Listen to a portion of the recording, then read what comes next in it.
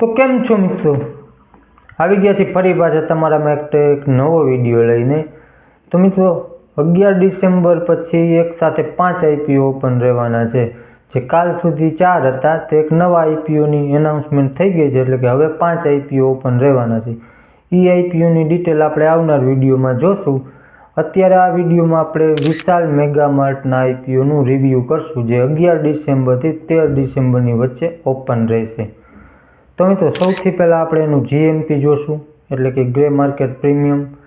એનાથી આપણે થોડા ઘણું લિસ્ટિંગ ગેઇનનો અંદાજો આવે, બાકી એ માત્ર જીએમપી અંદાજો જ હોય છે, એટલે એના પૂરા ભરોસે ન રહેવું।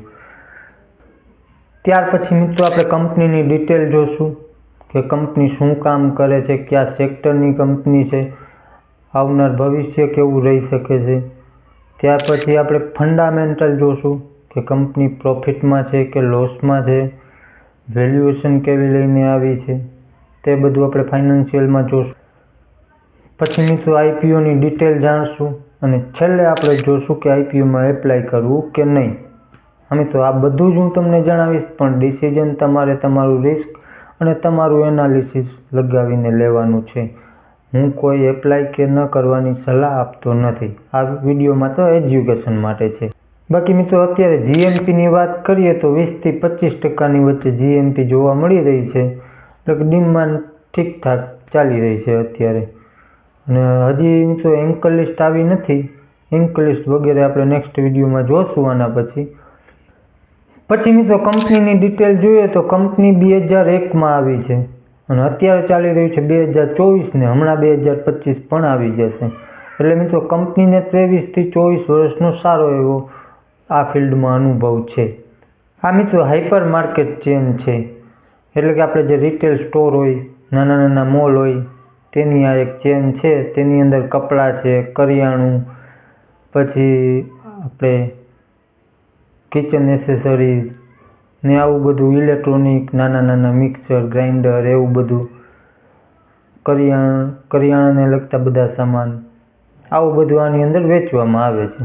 મિત્રો આના ટોટલ 645 ફ્રેન્ચાઇઝી સ્ટોર છે 414 સિટીની અંદર, અને ટોટલ 28 રાજ્યો અને 2 કેન્દ્ર શાસિત પ્રદેશોમાં આવેલું છે।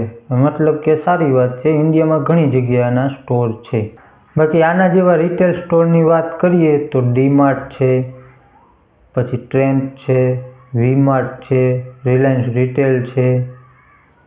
આ ટોપ 5માં આ કંપનીનો નંબર આવે છે ઇન્ડિયામાં।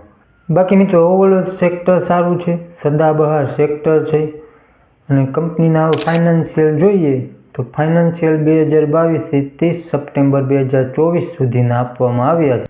બાકી એસેટ જોઈએ તો દર વર્ષે સારી ગ્રોથ જોવા મળી છે।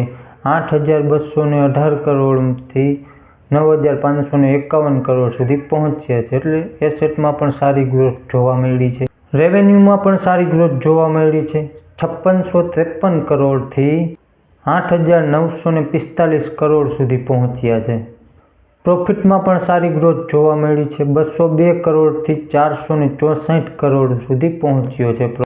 પ્રોફિટ માર્જિનની વાત કરીએ તો 3.5%થી 5.1% સુધી પ્રોફિટ માર્જિન પણ પહોંચ્યું છે, એટલે પ્રોફિટ માર્જિનમાં પણ સારી ગ્રોથ જોવા મળી છે।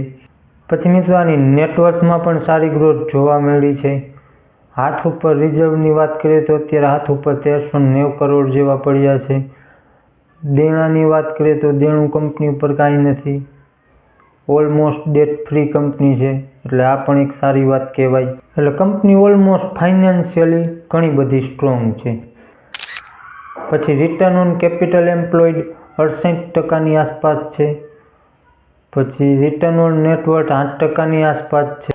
પછી મિત્રો આનો પી જોઈએ તો 76, એટલે કે 76ની આસપાસ છે। અને આની કોમ્પિટિટર કંપનીની વાત કરીએ તો તેનો પી 100 ઉપર જ છે। ડીમાર્ટની વાત કરીએ તો 107-8ની આજુબાજુ કંઈક છે। ટ્રેન્ડ જોઈએ તો 186ની આસપાસ કંઈક જોવા મળે છે।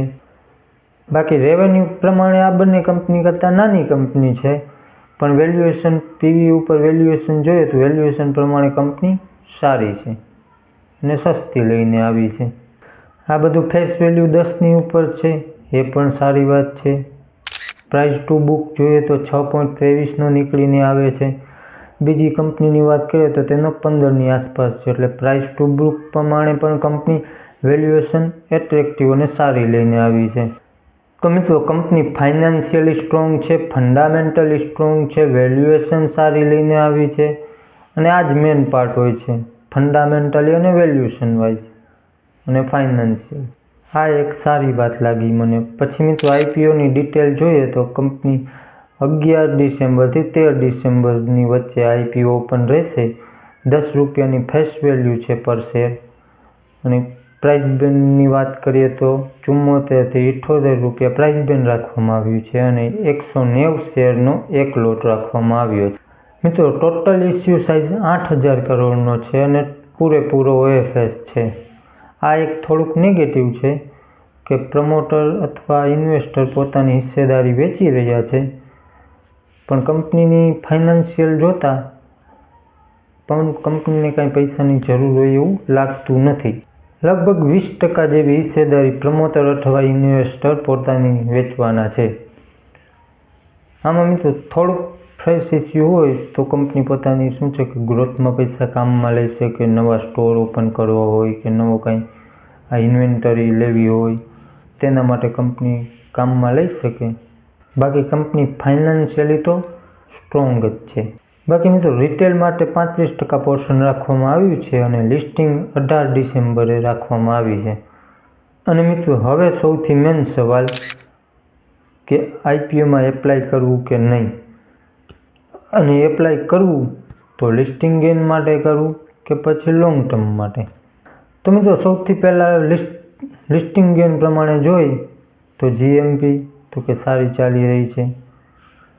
બાકી એન્કર લિસ્ટ હજી સુધી આવીને બાકી છે આવવાની. ત્રીજું સબસ્ક્રિપ્શન હજી ઓપન થશે ત્યારે ખબર પડશે. બાકી વેલ્યુએશન તો કે એ પણ સારી છે. ત્યાર પછી લોંગ ટર્મ પ્રમાણે જોઈ લોંગ ટર્મ માટે પોઝિટિવ અને નેગેટિવ જોઈ લઈએ.